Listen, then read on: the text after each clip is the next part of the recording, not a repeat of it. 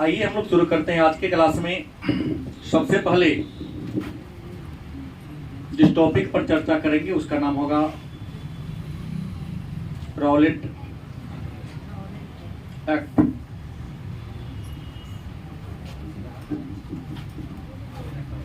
ये Rowlatt act क्या है? ये कानून बना कब, कानून को बनने का उद्देश्य क्या था और भारत के लिए यह कानून क्यों बनाया गया? तो सबसे पहली बात बता दें कि रॉलेट एक्ट एक दमनकारी कानून है। कैसा कानून है? दमनकारी कानून है। और किसको दबाने वाला? तो राष्ट्रवाद की भावना को। राष्ट्रवाद की भावना को दबाने के लिए ब्रिटेन की संसद ने एक दमनकारी कानून बनाया था। उस दमनकारी, हर कानून का कोई न कोई एक अध्यक्ष होता है। इस कानून के जो अध्यक्ष थे, इनका नाम था sir Sydney Rowlatt. Sir Sydney Rowlatt इसके क्या थे? अध्यक्ष थे। इसलिए इसका नाम पड़ गया रॉलेट एक्ट। रॉलेट एक्ट का भारत में आगमन हुआ था 1919 ईस्वी में। रॉलेट कानून में पुलिस को अनेक पावर था और आम जनता को अधिकार विहीन था।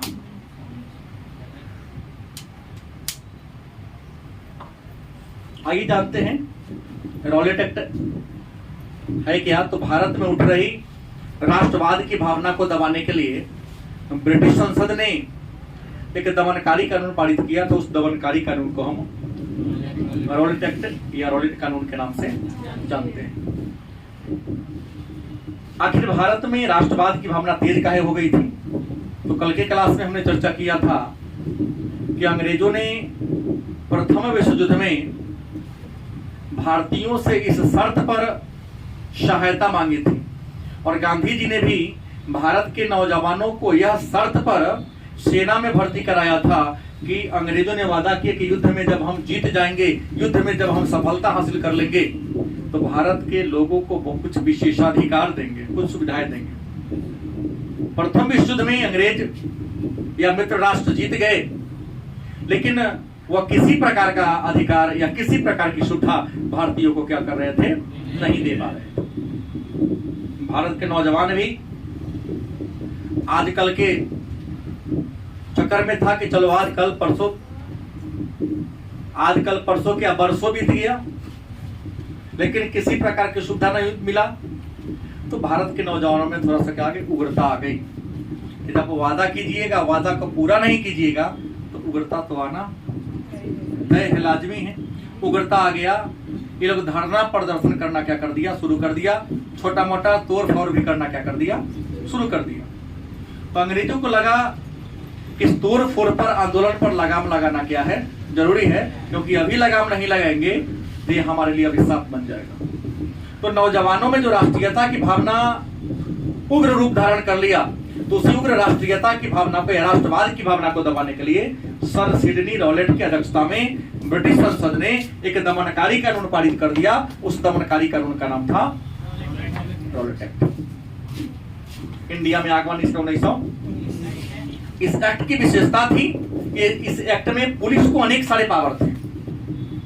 पुलिस को इतना पावर था कि अगर किसी व्यक्ति पर शक हो जाए, राष्ट्रवादी होने का, उग्रवादी होने का शक हो जाए, तो उसको बिना किसी प्रूफ का, बिना किसी वारंट के गिरफ्तार करके नजरबंद कर देते।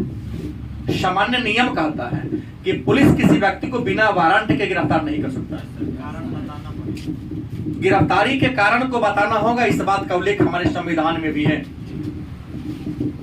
गिरफ्तार करते हैं तो गिरफ्तारी के 24 घंटा के अंदर सशरीर, है ना, अनुच्छेद 32 में, habeas corpus to have a body, 24 घंटा के अंदर छुट्टी के समय को निकटतम न्यायालय में उसको पेश करना पड़ेगा।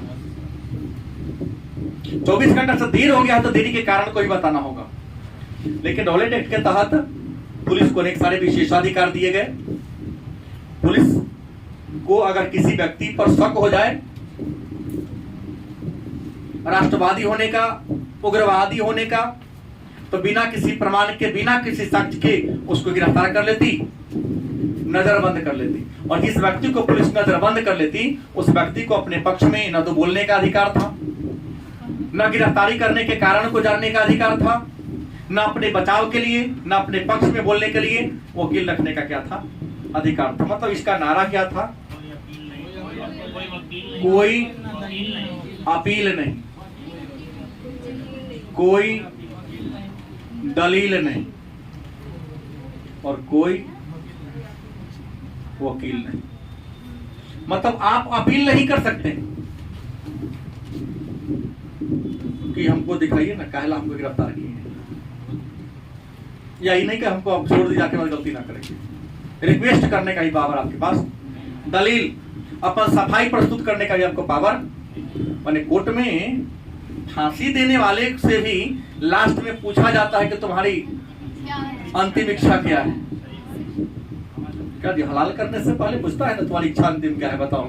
भगत सिंह को इतना गलत तरीके से फांसी दिया अंग्रेजों ने, लेकिन फिर भी लास्ट में पूछा था कि तुम्हारी अंतिम इच्छा क्या है।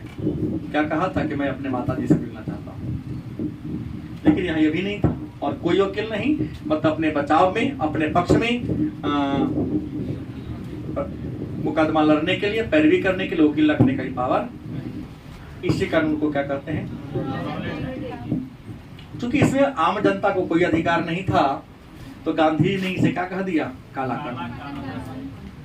काला किसने कहा, गांधी ने रॉलेट एक्ट को काला कानून क्यों कहा, तो इसलिए कहा क्योंकि इसमें आम जनता को कोई सुविधा या विशेष अधिकार, कोई राहत ही नहीं थी और पुलिस को अनेक सारी सुविधाएं या शक्तियां प्रदान कर दी गई।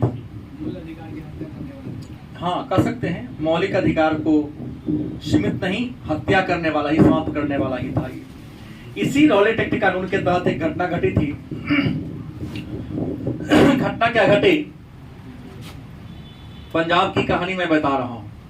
पंजाब भारत का एक राज्य है। कहानी 9 अप्रैल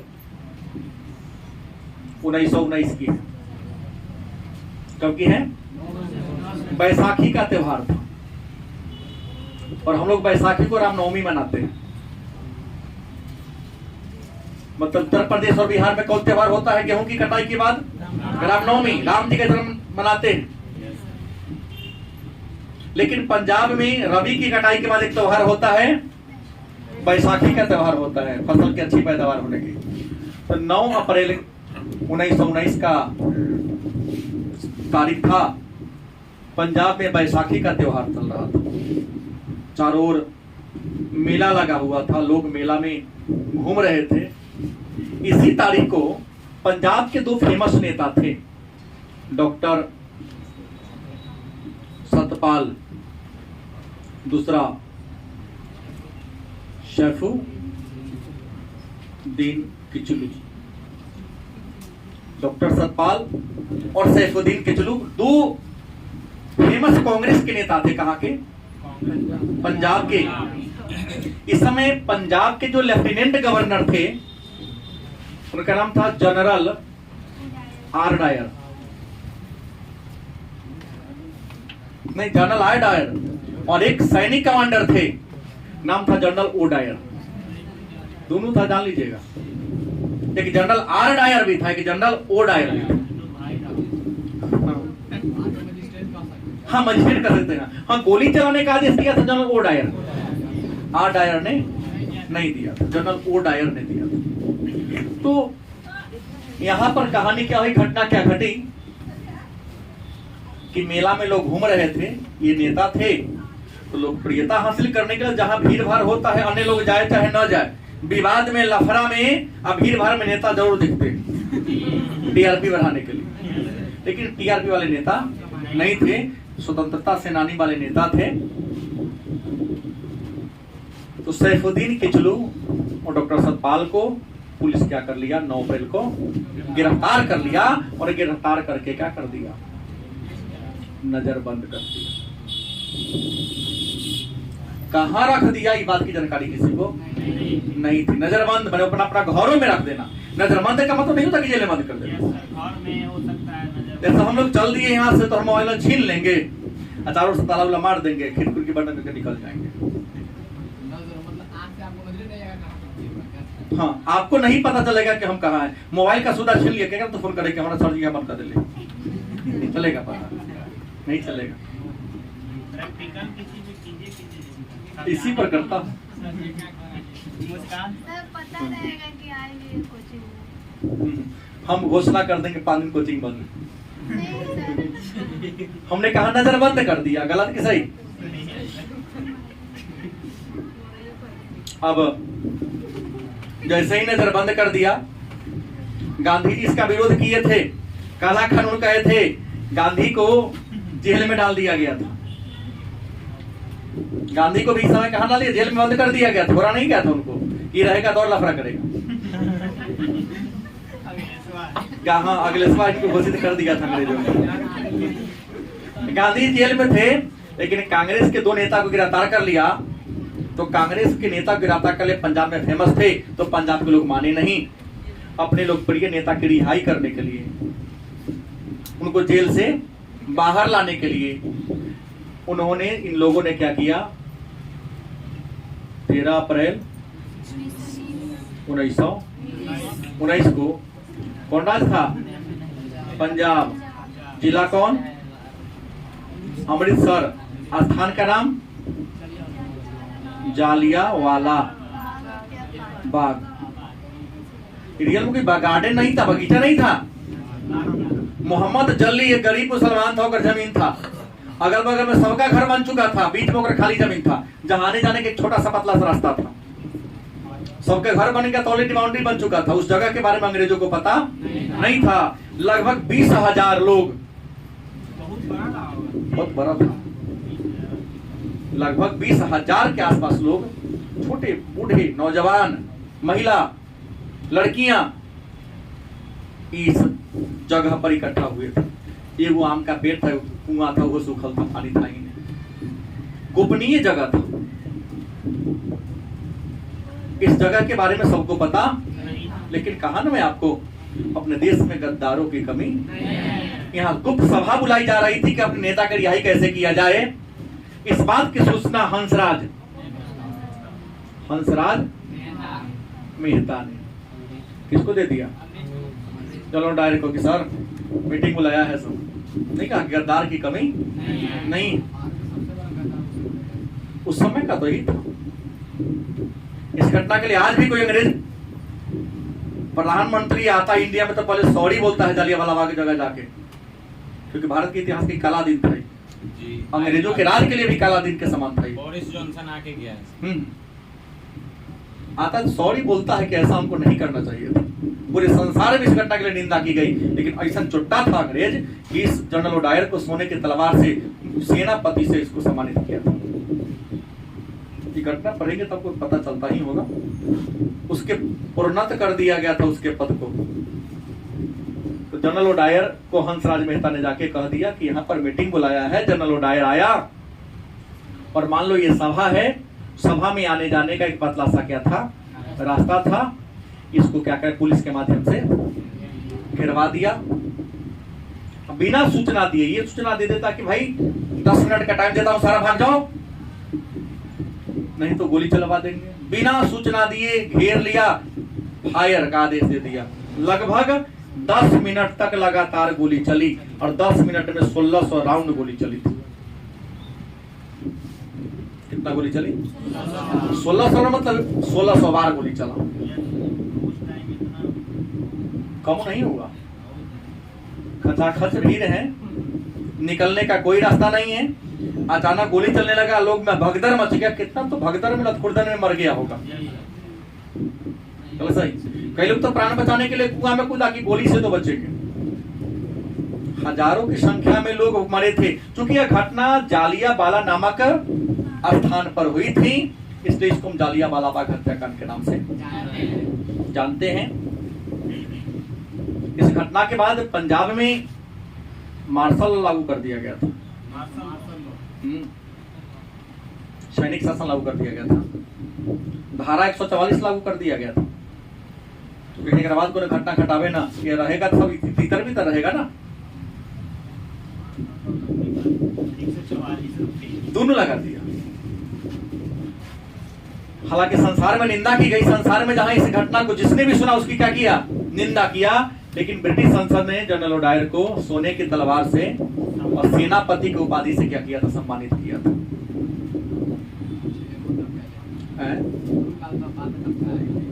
क्यों नहीं, दम मदनलाल ढींगरा ना, मदनलाल ढींगरा कहे कि इसका मतलब थोड़ी तो दम लेके, तो इंग्लैंड में जाके इसको मार के आया उधम सिंह, सॉरी उधम सिंह, मदनलाल ढींगरा दूसरे को मार के आया था। उधम सिंह इंग्लैंड में चला गया तो कहां जाएगा, इंग्लैंड में जाके इसको हत्या करके लौट के आ गया। तो मेरा कहना है कि इस घटना को जलियांवाला बाग हत्याकांड कहते हैं। इस घटना से गांधी जी बहुत दुखी हुए और दुखी होकर अंग्रेजों को दौरा दिया गया, कैसर ए हिंद की पदवी वापस कर दिया। रविन्द्रनाथ टैगोर ने सर कहो तब चाहे नाइटहुड कहो तब,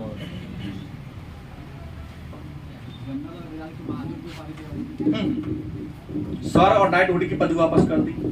इस समय के इंडियन थे जो गवर्नर जनरल के कार्यकारिणी में सदस्य थे, नाम क्या था, शंकर नायर। क्या नाम था, शंकर नायर। गवर्नर जनरल के कार्यकारिणी में क्या थे, एक सदस्य थे। इन्होंने समझो ना विधायक के रूप में थे वो, उन्होंने अपने पद पर से क्या दे दिया था। इस संसार में इस घटना की इतनी ज्यादा निंदा की गई कि ब्रिटिश संसद ने इस घटना की जांच के लिए एक आयोग बनाया। उस आयोग का नाम था हंटर आयोग। क्या नाम था, हंटर आयोग में 8 मेंबर थे, जिसमें 5 अंग्रेज और 3 महात्मा गांधी को भी मेंबर नहीं, महात्मा गांधी यहाँ पर नहीं था। हंटर आयोग बना, उसमें 5 गो अंग्रेज और 3 गो क्या था, भारतीय था। जांच पड़ताल के बाद पता चला, हंटर आयोग ने रिपोर्ट दिया कि 379 लोगों की क्या हुई है, मृत्यु हुई है। लेकिन कांग्रेस ने, जिसका निर्माण ही भारत की आजादी के लिए पार्टी को किया गया था, भारतीय राष्ट्रीय कांग्रेस ने इस रिपोर्ट को गलत माना और इन्होंने, कांग्रेस ने जालियांवाला बाग हत्याकांड में जो हत्याएं हुई थी इसकी जांच करने के लिए आयोग बनाया था। नाम था मदन मोहन मालवीय आयोग। क्या, मदन मोहन मालवीय आयोग का गठन किया गया। गांधी जी भी इसमें क्या थे, सदस्य बने थे। इसमें कहा था कि नहीं, हजारों लोग मरे, हजारों क्या हुए हैं, घायल हुए। आपको बता दें,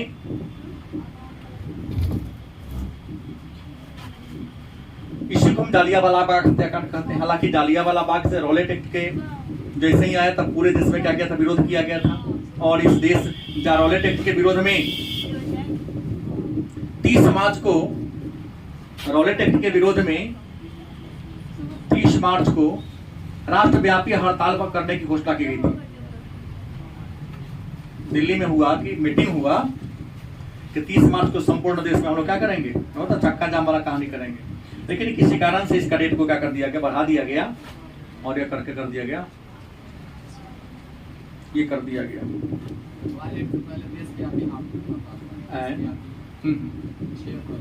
तो ये 2 प्रश्न हम लोगों ने जाना, लेकिन 2 प्रश्न में कई सारे वस्तुनिष्ठ प्रश्न हमको मिल जाते हैं।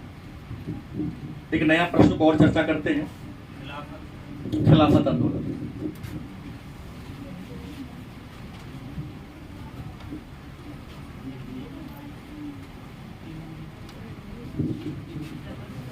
टॉपिक क्या है,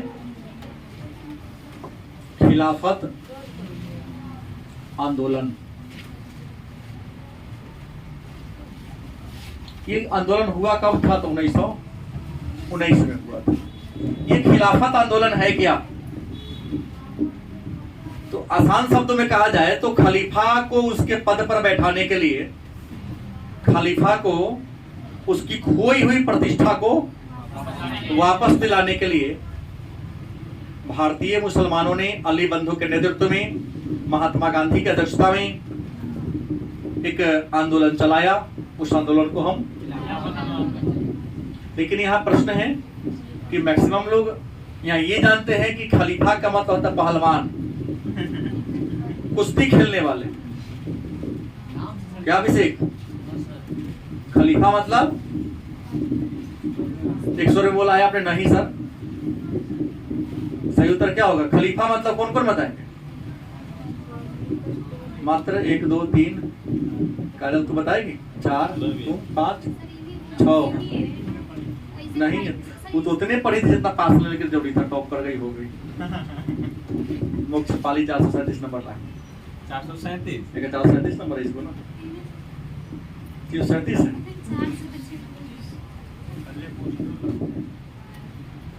कल इस पे लिख दीजिएगा 337 मार्कर से, तो आपके हाथ में। ठीक है, खलीफा मोहम्मद ने पढ़ाया है। आप लोग केवल अच्छे हर दिन आते जाते हैं, दिमाग लगाते नहीं है। हमने कहा कि मुसलमान धर्म या इस्लाम धर्म के वास्तविक संस्थापक पैगंबर हजरत मोहम्मद साहब।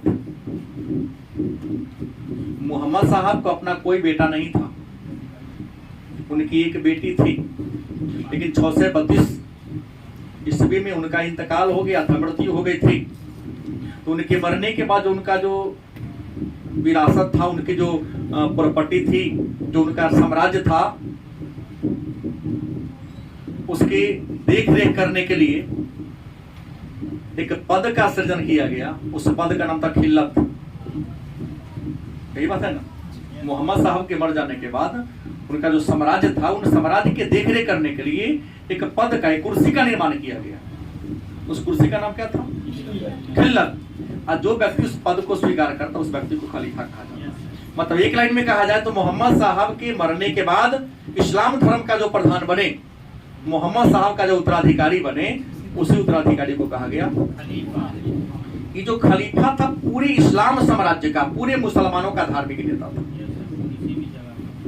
चाहे वो मुसलमान अमेरिका में रहता हो, चाहे हिंदुस्तान में रहता हो, खलीफा के प्रति भक्ति दिखानी है।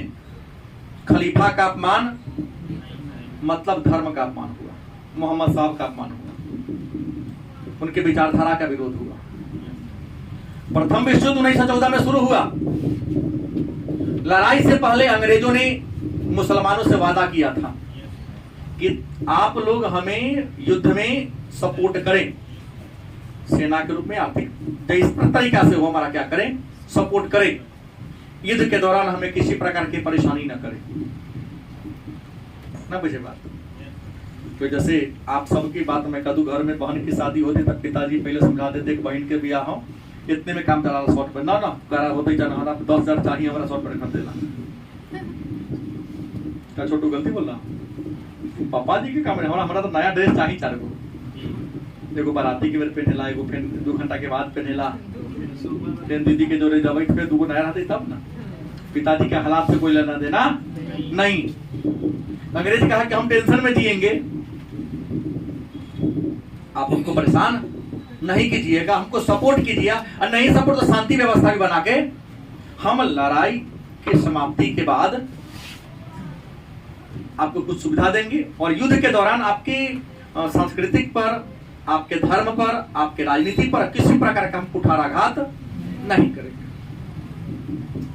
लेकिन जब लड़ाई खत्म हुआ, प्रथम विश्व युद्ध क्या हुआ, खत्म हुआ, तो प्रथम विश्व युद्ध खत्म होने के बाद आपको बता दें, ब्रिटेन को इंग्लैंड भी कहते हैं, वह तुर्की के बीच एक संधि हुई, नाम था सेवर्स की संधि।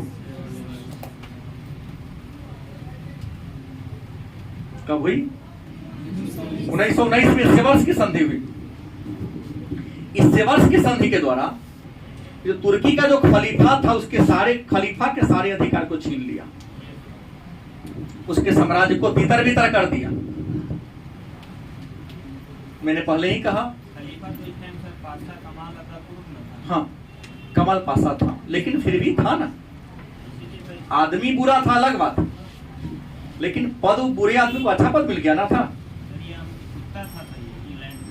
हाँ, तब तोड़ दिया, तो विरोध कर देता उसी समय। फिर भी लोग इनके प्रति भक्ति थी, पद के प्रति थी। पद के, हमने पहले कहा कि आदमी कितना बुरा हो इससे मतलब नहीं है, वह पद के प्रति लोग वफादार था। गलती की सही? इस समय जो खलीफा था वह था मुस्तफा कमाल पाशा। मुस्तफा कमाल पाशा, जिनको तुर्की का पिता या तुर्की का अतातुर्क भी कहते हैं। और इसी मुस्तफा कमाल, यह अंतिम खलीफा भी था, इस्लाम धर्म का पहला खलीफा अबू बकर, अंतिम खलीफा मुस्तफा कमाल पाशा। और इसी के शासनकाल में 1924 में खलीफा के पद को क्या कर दिया, समाप्त कर दिया गया। प्रश्न ये है कि मुस्तफा कमाल पाशा था, संधि किया, इसके सारे अधिकार को छीन लिया, इनको पद पर से हटा दिया। लेकिन चूंकि संसार का सभी मुसलमान खिल्लत के प्रति वफादार थे, खलीफा को पद पर से हटाना मतलब पूरी इस्लामी जगत को अपमान करने के बराबर था। अन्य देश के मुसलमान तो इस जहर को सह लिया, पी लिया, लेकिन आप जानबे करते इंडियन अपमान को बर्दाश्त न करता है। कहता है ना, सर कटा से सकते हैं लेकिन झुकाने के लिए तैयार नहीं है, कटेगा लेकिन झुकेगा नहीं है। तो भारत के मुसलमान दो भाई था, अली बंधु, कौन था, अली बंधु। इन दोनों ने भारत के सारे मुसलमानों को एकत्रित कर लिया और प्लान बनाना शुरू कर दिया कि हम लोग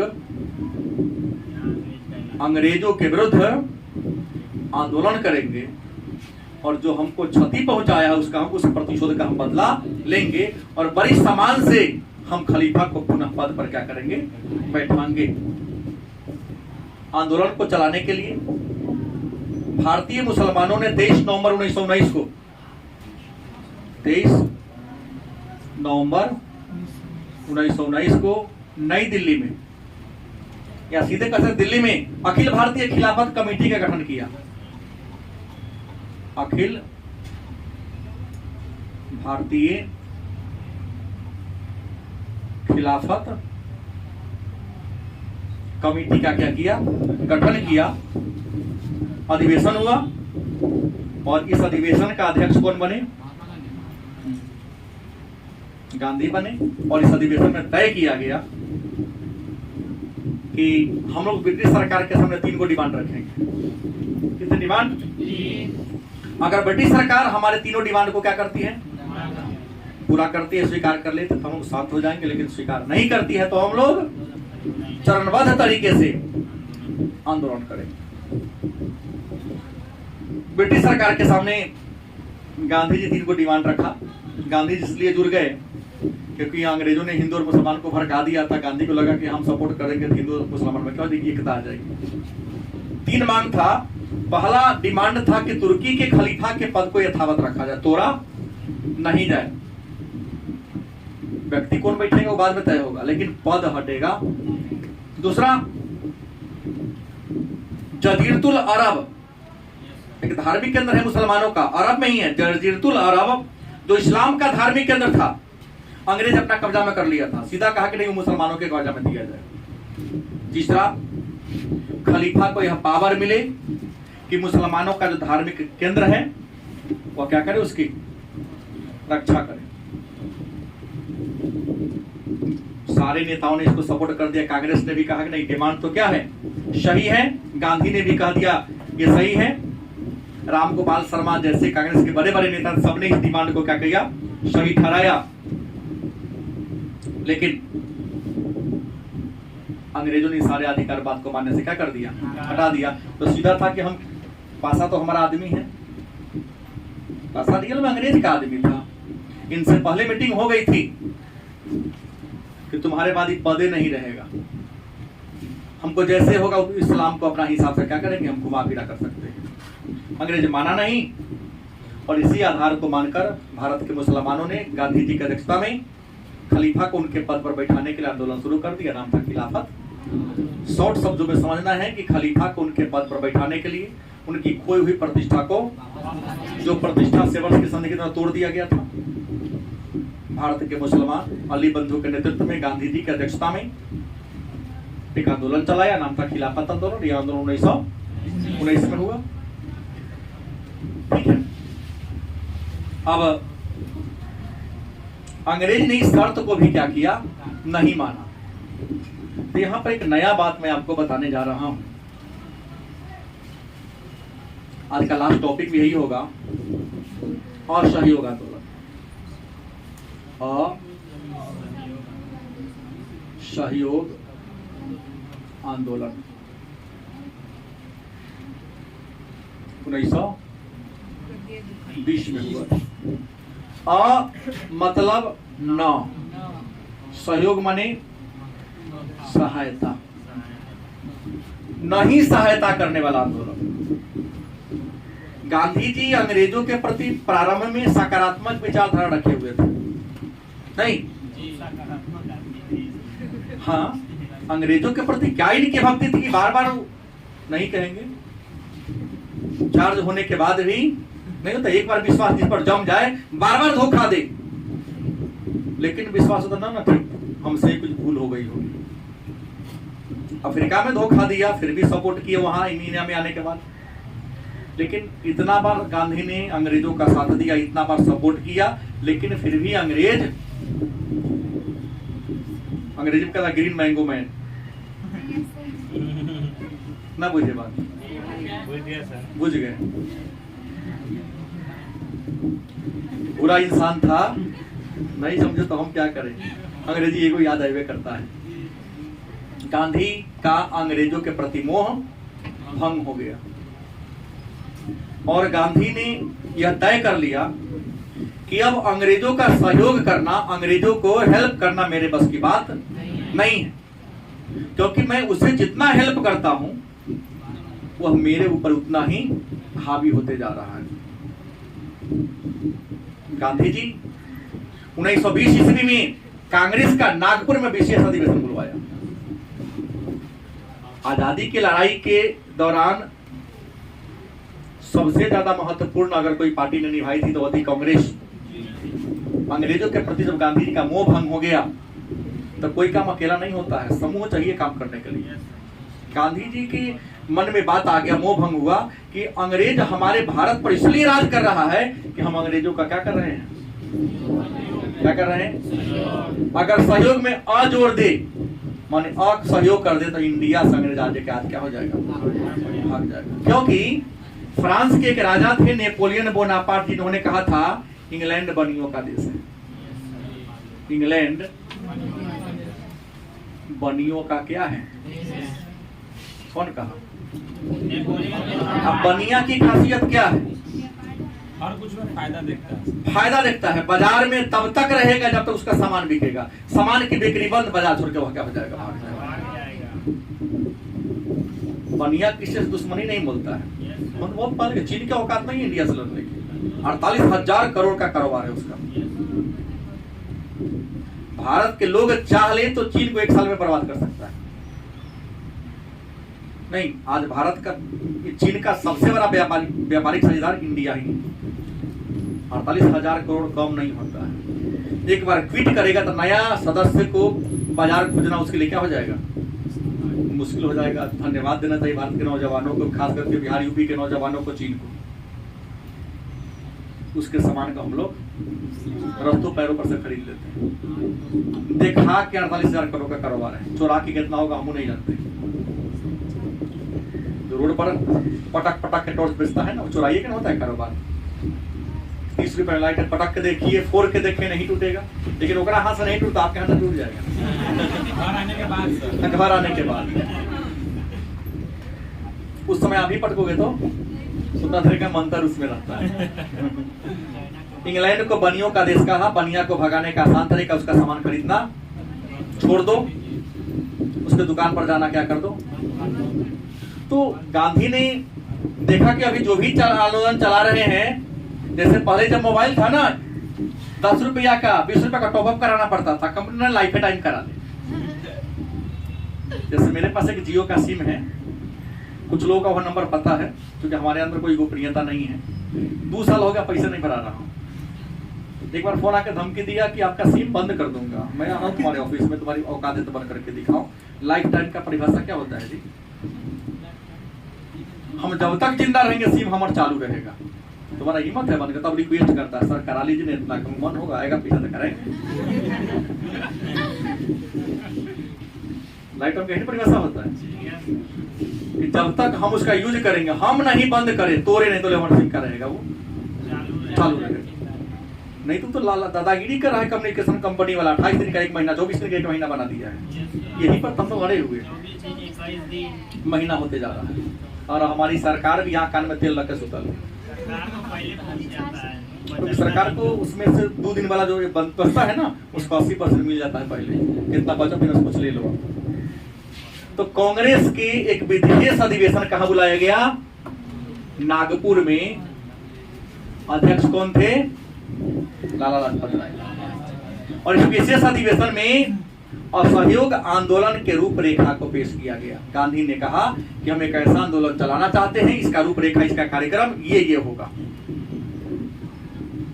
भाई चिंतन आगे का ना पड़ेगा, चिंतन मन करने का दीजिए। यहाँ वोटिंग हुआ, लगभग 800 कुछ वोट पक्ष में पड़ा था, 6 से वोट विपक्ष में पड़ा था। वोटिंग हुआ था कांग्रेस का इस असहयोग आंदोलन पर।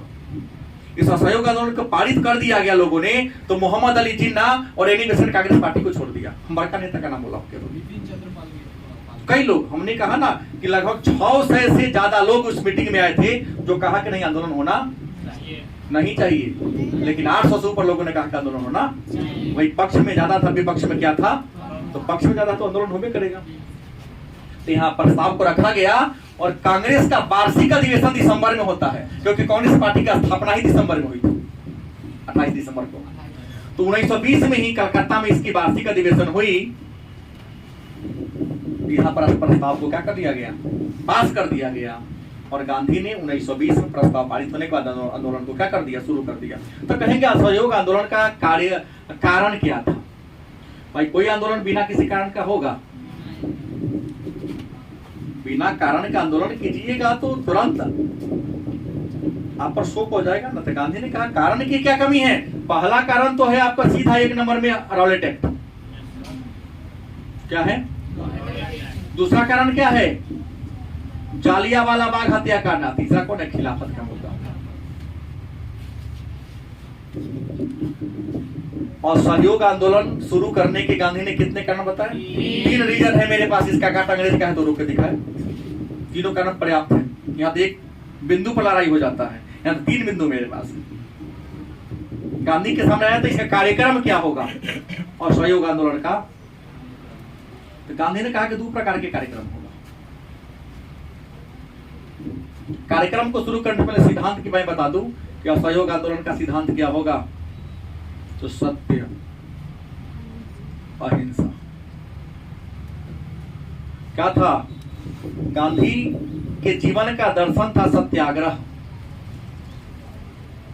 मतलब किसी को अपनी बात मनवाने के लिए सत्याग्रह करना, लाठी नहीं उठाना। सत्याग्रही का अंतिम उद्देश्य होना चाहिए कि कोई तुमको पीट रहा है, तुम उसे तब तक पिटाई खाते रहो जब तक पीटना थक न जाए।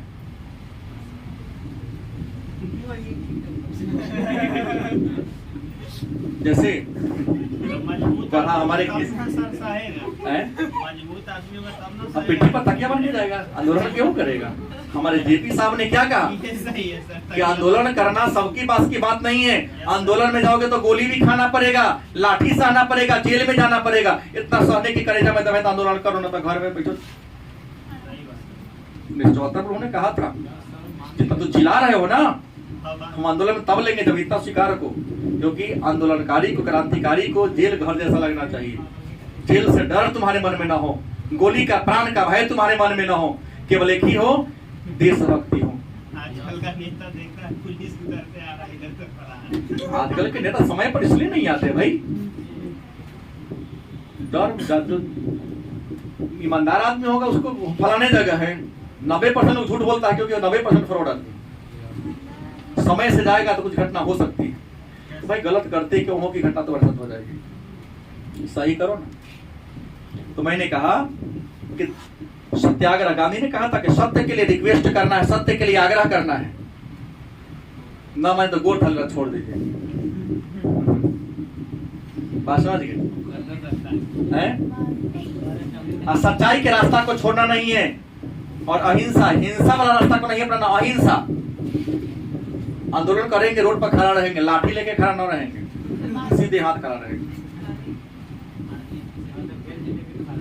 कार्यक्रम 2 गो। एक कार्यक्रम होगा रचनात्मक, दूसरा विध्वंसात्मक।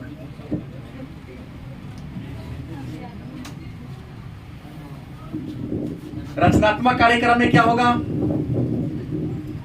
तो कुछ ऐसे काम करेंगे जिससे इंडिया और इंडियन को फायदा होगा। तो रचनात्मक को पढ़ने से पहले विध्वंसात्मक वह कार्यक्रम जिससे अंग्रेजों को हानि होगा। तो विध्वंसात्मक कार्यक्रम में क्या होगा? विदेशी वस्तु का बहिष्कार, विदेशी उपाधि का बहिष्कार, विदेशी नौकरी का बहिष्कार, विदेशी स्कूल कॉलेज का क्या करना है? बहिष्कार। मतलब विध्वंसात्मक कार्यक्रम में केवल और केवल क्या था? बहिष्कार था। हाँ, 1919 में अधिनियम आया था, मॉन्टेग्यू चेमस्फोर्ड सुधार अधिनियम। कहा दिया गया चुनाव में कोई इंडियन खड़ा नहीं होगा।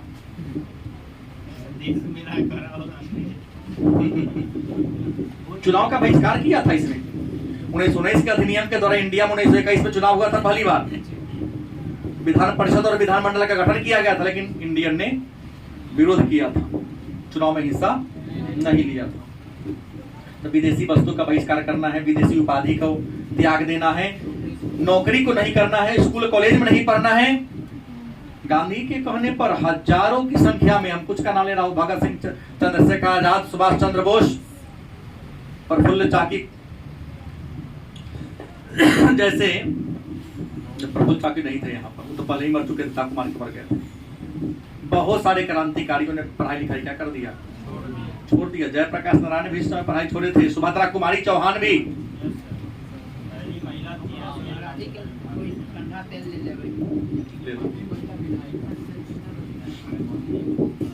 हमने कहा ये किया गांधी जी के आह्वान पर। देखो एक बात जान लो, स्वतंत्रता संग्राम में जितने भी हमारे आंदोलनकारी हुए हैं उसमें 90% लोग जर्नलिस्ट एंड एडवोकेट था। देखिएगा, हर मैक्सिमम स्वतंत्रता संग्राम कोई ना कोई अखबार निकाल ले हैं, और सब अखबार निकाल, मतलब जर्नलिस्ट माने पत्रकार वाला गुण था उसके अंदर, और नहीं तो वकील जरूर था, क्योंकि वकील रहेगा। जितने हैं सारे वकील रहे हैं, वकील का डिग्री सबके पास, बैरिस्टर से छोटा का बड़का नहीं। गांधी के कहने पर मोतीलाल नेहरू, सीआर दास जैसे बड़े बड़े वकील ने वकालत करना छोड़ दिया। नहीं, अंग्रेजों को के घर में किया गया वैतनिक अवैतनिक सारे पद को छोड़ दिया लोगों ने, स्कूल कॉलेज को छोड़ दिया, बहिष्कार किया। महिलाओं ने शराब के दुकान पर धरना देना शुरू कर दिया, लोग अंग्रेजी कपड़ा को खोल दिया, सिर पर से आगे जलाना शुरू कर दिया, विदेशी कपड़ा को होली जलाना शुरू कर दिया। रचनात्मक कार्यक्रम में क्या किया? वही बिहार में अपना ग्रामीण स्कूल खोला, वही बिहार विद्यापीठ, जामिया मिलिया जैसे मदरसा जैसे विद्यालय को खोला गया शिक्षा के विकास के लिए। कब थाना का विरोध करना है तो थाना में न जाएंगे तब जगह में पंचायती हो जाए। गांधी ने चरखा बांटा, 20 लाख के आसपास चरखा बांटने का उद्देश्य क्या था कि गांधी ने 20 में आंदोलन शुरू किया था। जो दिन आंदोलन शुरू हुआ वही दिन एक बहुत बड़े नेता की मृत्यु हो गई, बाल गंगाधर तिलक। आंदोलन के शुरुआत में बाल गंगाधर तिलक की क्या हो गई? मृत्यु हो गई। गांधी का तब सांप सुनर का हाल हो गया, वो हंसने खुशी में मुंह खुला हुआ था, सुने तिलक मर गया, मुंह टेढ़ हो गया। खुशी और गम दोनों का तारीख निकल आ गया। लेकिन गांधी ने बड़ी धैर्य से काम लिया और कहा कि हम तिलक की मृत्यु को बेकार नहीं जाने देंगे। इन्होंने एक फंड बना दिया, तिलक स्वराज फंड। तिलक स्वराज फंड बना दिया और कह दिया कि आप लोग हृदय खोल कर दान दीजिए, तो इसमें जो पैसा आएगा वो सारा पैसा से मुखती कर देंगे, चरखा खरीदेंगे, और सारा चरखा गांव गांव में क्या करेंगे? बांटेंगे। चरखा से लोग कपड़ा बिनेगा, अपने पहनेगा, देशवासियों को क्या करेगा? पहनाएगा। इसी समय लाखों नहीं करोड़ों रुपया जमा हुआ था। 20 लाख के आसपास चरखा यहाँ पर क्या किया गया था? खरीदा गया था, गांव में बांटा गया। इस आंदोलन के समय चरखा और खादी का कपड़ा राष्ट्रीयता का प्रतीक बन गया। पहिए से नेता सब खादी के धोती, खादी के कुर्ता पहनना शुरू कर, खादी गांधी वाला टोपी, जो नेहरू वाला टोपी, नेहरू टोपी कहते हैं उसको जब गांधी टोपी बना दिया है। कौन बना दिया है? जबरदस्ती गांधी टोपी लोग बनाया हुआ है। नेहरू टोपी है जी। हाँ चलिए, जो गांधी जी टोपी नहीं पहनते थे, नहीं। जो खादी और चरखा और सहयोग आंदोलन के समय राष्ट्रीयता का क्या बन गया? वही हमने कहा, स्कूल कॉलेज खोला, पंचायती स्थापना किया, चरखा ये किया। हिंदू मुस्लिम की एकता को बढ़ावा देने की बात की गई। ये गांधी के द्वारा चलाया गया पहला जन आंदोलन था, गलती की सही, और पहला राष्ट्रव्यापी आंदोलन था,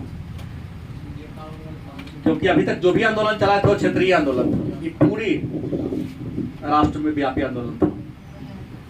आंदोलन इतना तीव्र गति से आगे बढ़ा, इतना ज्यादा तीव्र गति से आगे बढ़ा कि अंग्रेजों को लगने लगा था कि यहां पर मेरा शासन अब क्या हो जाएगा, इंड हो जाएगा, क्योंकि गांधी ने यहां अंग्रेजी सरकार को शैतानी सरकार कह दिया था। सीधा कहा अंग्रेज क्या है, शैतानी सरकार है, शैतान की तरह काम करता है, क्योंकि अंग्रेजों को अपने गलती पर कोई किसी प्रकार का पछतावा नहीं था, शैतानी ना होगा वो। अगर मानव उसे कहते जो गलती कर लिया, गलती पर पछतावा, वो हमसे गलती हो गई, लेकिन अंग्रेज बार बार गलती करते, एक बार उनको पछतावा, वो शैतान है, शैतानी सरकार कह दिया था गांधी ने। लेकिन आंदोलन चला, अंग्रेजों ने आंदोलन को दबाने के लिए कठोर दमन चक्र चलाया, इतना कठोर दमन चक्र चलाया कि भारत के क्रांतिकारी भी हिंसात्मक रूप को धारण कर लिया। कौन रूप? हिंसात्मक। और 5 फरवरी 1922 को यूपी के चौरा चौरी गांव में, यहां पर हुआ क्या था, तो सुबह सुबह क्रांतिकारी जुलूस निकाले, पुलिस को लगा कि 10-12 गो लोग होगा, लेकिन लोग सैकड़ों की संख्या में था पीछे से। पुलिस लाठी लेके खैरना शुरू किया। क्रांतिकारी के मन में थोड़ा सा देखा कि उन्हें 20-21 को, हमें सैकड़ों की संख्या तो हम ही लोग खैर देते हैं, सारा क्रांतिकारी खैरना शुरू कर दिया। वो पुलिस अपना जाके थाना में बंद हो गया था, बाहर से ही हंडिल चला दिया। और जानवर करते हैं, कोई घटना घटता है तो सबको हाथ सफाई करने का अवसर मिलना चाहिए, कुछ था आप लोगों जैसा जला दे ही में, एगो हुआ किया, सब लगा हुआ करने लाया, मटी दल पेट्रोल थाना पर छिड़क दिया, आग लगा दिया। 21 को सिपाही एगो दरोगा थे, जल कर क्या हो गए। चूंकि घटना उत्तर प्रदेश के चौरी चौरा, गोरखपुर जिला के चौरी चौरा गांव में हुई थी, इतिहास में इसको चौरी चौरा कांड के नाम से जानते हैं। इस घटना के बारे में गांधी को जानकारी मिली, गांधी को बड़ा दुख हुआ, इतना ज्यादा दुख हुआ कि 12 फरवरी 1922 को गांधी ने आंदोलन को स्थगन करने की घोषणा कर दिया। क्या जी? कांग्रेस कार्य समिति ने मीटिंग बुलाकर आपातकालीन आंदोलन को क्या कर दिया, बंद कर दिया। गांधी का ने जैसे ही आंदोलन को बंद किया चौरा चौरी कांड के कारण, तो गांधी का बहुत ज्यादा विरोध हुआ। नेहरू जी ने भी गांधी का विरोध किया था यहाँ, और नेहरू जी ने गांधी का विरोध करते हुए कहा कि कन्याकुमारी के गांव, किसी गांव के एक व्यक्ति ने हिंसा का पालन नहीं किया जाती, हिमालय के लोगों को दोष क्यों देना चाहिए। नेहरू ने कहा था इसके विरोध में, गांधी के विरोध में, कि मान लो तमिलनाडु के किसी छोटे से गांव के लोगों ने अहिंसा की जगह क्या कर दिया, हिंसा कर दिया, तो हिमालय के लोगों का क्यों दलित कर दिए, मानो वहां आंदोलन बंद कर देते, भारत में चलने देते। सुभाष चंद्र बोस ने कहा राष्ट्रीय अपमान की बात है, क्योंकि गांधी ने उस समय आंदोलन को रोका था जिस समय लोगों का मनोबल आकाश में पहुंच चुका था। सुभाष चंद्र बोस और कौन, विट्ठल भाई पटेल, गांधी कह दिया था स्पष्ट, एक राष्ट्रीय नेता के रूप में महात्मा गांधी फेल है, राजनीति करने इनको आता। रियल में गांधी जी राजनेता नहीं थे भाई, स्वार्थी वाला नेता थे, केवल अपने स्वार्थ में जिए। अगर भारत के स्वार्थ में जीते तो कोई घटना में तो होता ही है कि 2 बात, वहां पर आंदोलन को चलने देना चाहिए।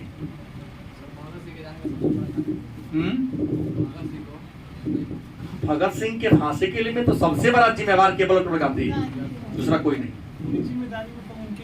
ऊपर उनके ऊपर था। जाने जिम्मेवारी से मुकर गए, लगा कि राजा के द्वारा बैठ के पंखत करेंगे, चल गए लंदन। अरे तुम तो ऐसे व्यक्ति थे जो तुमको तो घर से उठा के ले जाता, पहले भगत सिंह को छोड़वा तो देते, क्योंकि अंग्रेज की मजबूरी थी। नहीं, इंग्लैंड के लिए गांधी जरूरी और मजबूरी दोनों था, तो गांधी तो जो कहते मानने को तैयार था, सिग्नेचर करवा लिए, चल गए।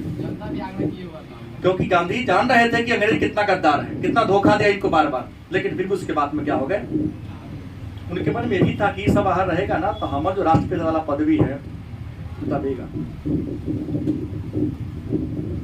कहीं हमको लगता है, व्यक्तिगत सोच है, गलत हो सकता है। दिमाग तो लगाए वो भी। तब तो आजादी की लड़ाई, आजादी में सब जश्न मना रहा था और आप नोआखाली में रो रहे थे। रोने का दिन था आजादी के दिन, हंसने का दिन था। रो रहे थे सर, देश का बंटवारा। नहीं, देश का बंटवारा उन्होंने कहा था कि देश का बंटवारा मेरे लाश पर होगा, मैं आगे बढ़ाऊंगा। तो आपके जिंदा में बटा गया, आप कहाँ थे? मर जाते हैं। आप तो स्वार्थ की राजनीति के नेहरू को पीएम बना दिए, जिन्ना को बना देते तो क्या होता? क्या जी? गांधी केवल एक व्यक्ति के लिए राजनीति किया, वो नेहरू के लिए किया जी। उनको नेहरू के अलावा कोई दिखता ही नहीं था। उससे अच्छा पटेल था। संविधान सभा में जब हुआ कि अंतरिम सरकार बनेगी, तो हुआ कि पीएम कौन बनेगा, तो संविधान सभा में अधिकांश लोगों ने पटेल को चुना था। सबसे ज्यादा वोट किसको मिला था? सरदार पटेल। और सेकेंड नंबर में कृपलानी को मिला था। हाँ, और थर्ड नंबर में कौन थे? सबसे कम वोट पीएम के रूप में नेहरू को मिला था। लेकिन गांधी के कारण पीएम कौन बन गया? नेहरू। क्योंकि आजादी के समय देश के लिए जरूरी कौन था? पटेल ना हो तो जूनागढ़ इंडिया में मिलता, हैदराबाद मिलता, नहीं मिलता। पटेल कुछ दिन और जिंदा रह जाते तो जम्मू कश्मीर की समस्या भी नहीं रहती। हाँ, अमीर थे, आजादी की लड़ाई में बहुत दिए भी थे। खैर मुद्दे को छोड़िए, वो मुद्दा मेरा नहीं था। गांधी आंदोलन को रोक दिए। गांधी का बहुत ज्यादा क्या हुआ? विरोध किया गया। नेहरू ने विरोध किया, चेला ने विरोध किया, सुभाष चंद्र बोस, बड़े बड़े नेता ने विरोध किया। गांधी जैसे रोके, 10 मार्च को कांग्रेस ने आंदोलन को वापस ले लिया। गांधी पर देशद्रोह का मुकदमा चला, आज 6 साल के लिए जेल में। इनकी राजनीति को जेल में भेज दिया, लेकिन 6 साल जेल में रहे नहीं। आज के नेता की तरह बहुत होशियार थे, भी जेल में जाते हार्ट बीट बढ़ गया, मन ही खराब हो गया। जेल में जाने से पहले पीछे नेता लोग स्वस्थ रहता है, और जाते हार्ट बीट बढ़ गया, शुगर बढ़ गया, बीपी बढ़ गया, और जेल से निकल के कहाँ जाएंगे? वो 5 स्टार हॉस्पिटल। 5 स्टार हॉस्पिटल में जाएंगे, वहाँ सारी फैसिलिटी वहाँ मिलती रहेगी, वहाँ से राजनीति करते रहेंगे। लोगों ने गांधी से ही सीखा है भाई। 6 साल रहे नहीं, वहां से निकल गए और लगे शोध करने सत्याग्रह पर, अहिंसा पर, कि नहीं। लोगों ने पूछा कि आप रोके क्या है? तो हम इसलिए रोक दिए कि हम जिस गांधी का मित्र गलत नहीं था कि जो आधार मान के हमने आंदोलन को चलाया था, वो आधार मेरा फेल हो गया था। जब सिद्धांत पर हो गया तो जी के क्या करोगे? इनका तरह गलत नहीं था। गांधी जेल में थे तो इनके कार्यक्रम को आगे बढ़ाया था कौन?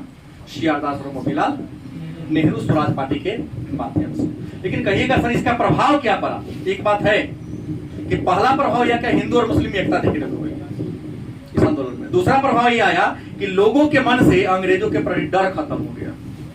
तीसरा प्रभाव कि महिलाओं की स्थिति पहले नीच समझा जाता था, लेकिन असहयोग आंदोलन में महिलाओं ने ही शराब के दुकान पर क्या किया था? धरना दिया था। बीपीएससी पूछा गया प्रश्न कि असहयोग आंदोलन का कार्यक्रम नहीं था, लेकिन सबसे अधिक सफल वही रहा कि महिलाओं ने शराब के दुकान पर क्या दिया? धरना दिया। तीसरा, स्वदेशी वस्तु को स्वीकार करने से भारतीयों के मन में आत्मविश्वास की भावना क्या हो गई? जग गई। ये आंदोलन का क्या पड़ा? प्रभाव पड़ा। कल के क्लास में इसके आगे के टॉपिक पर हम लोग क्या करेंगे? चर्चा करेंगे।